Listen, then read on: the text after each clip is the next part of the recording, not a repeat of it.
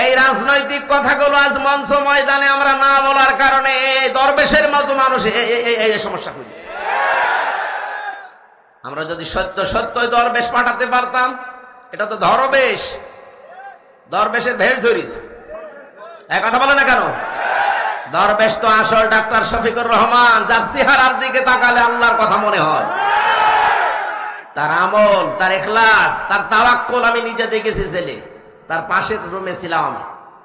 আর এমন দরবেশ, আল্লাহর উপরে ভরসা আছে, দাড়ি কেটে নম হয়ে গেছে।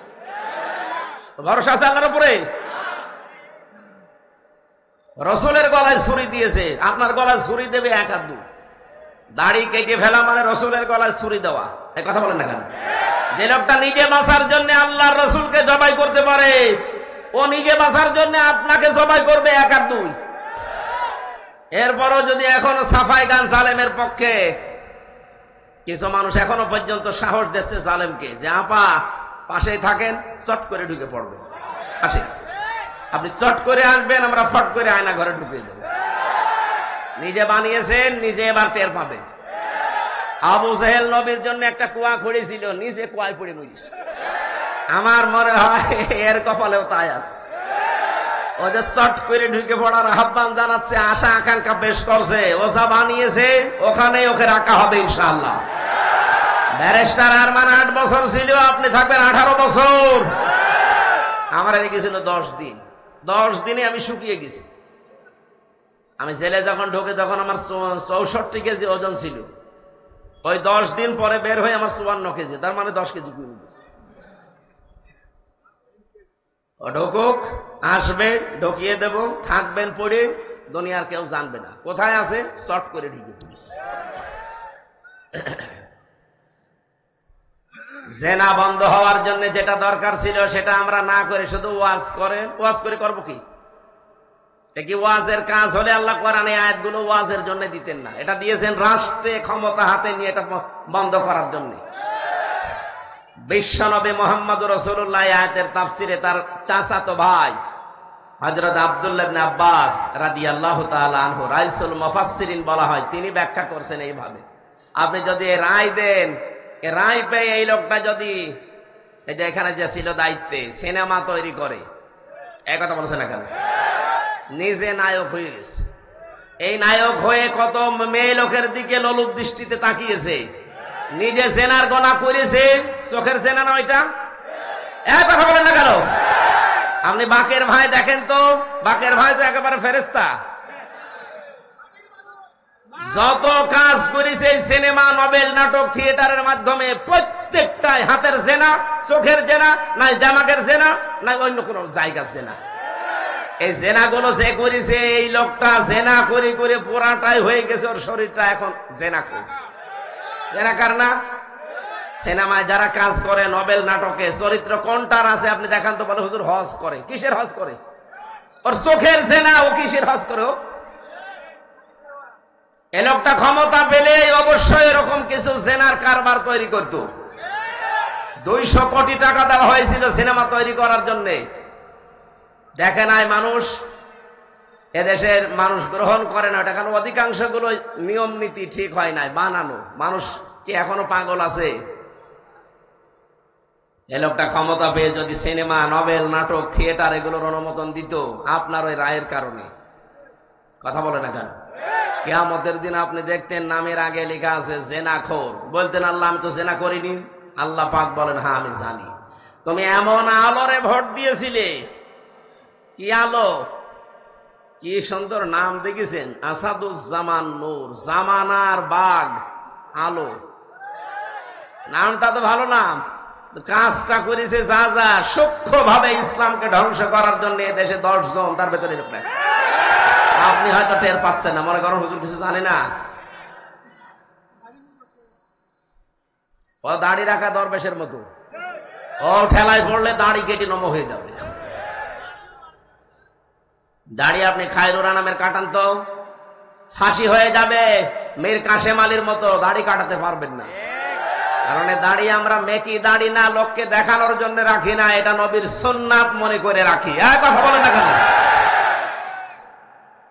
জেনাকরের যখন আপনার আমল নামায় দেখবে যে জেনা, কি গো আমি তো জেনা করিনি, আল্লাহ বলেন আমি জানি জেনা করিনি, কিন্তু এমন মানুষকে রায় দিয়েছিলে সমর্থন দিতে, এ লোকটা ক্ষমতা পেয়ে জেনার কারবার খুলেছিল, ওখান থেকে ফ্ল্যাক্সি লোড হয়ে তোমার আমল নামায় এসেছে, এখন তুমি জেনাকারের কাতারে দাঁড়াও।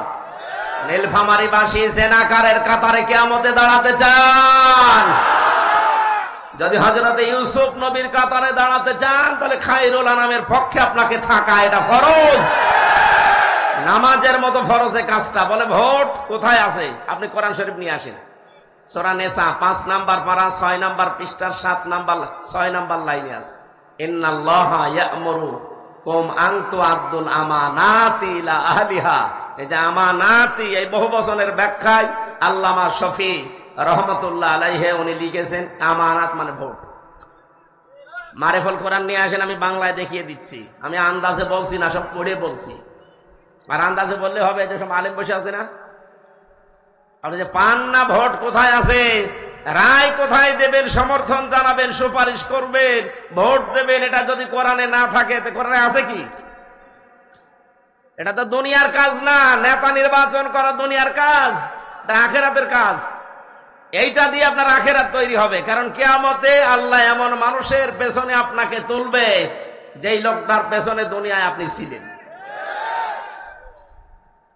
এটাকে আমি বানালাম, সূরা বানী ইসরাঈল 15 নম্বর পারা 8 নাম্বার পৃষ্ঠা 3 নাম্বার লাইনের 72 নাম্বার আয়াত। এত দলিল দিয়েও মানুষের মন পায় না আমি,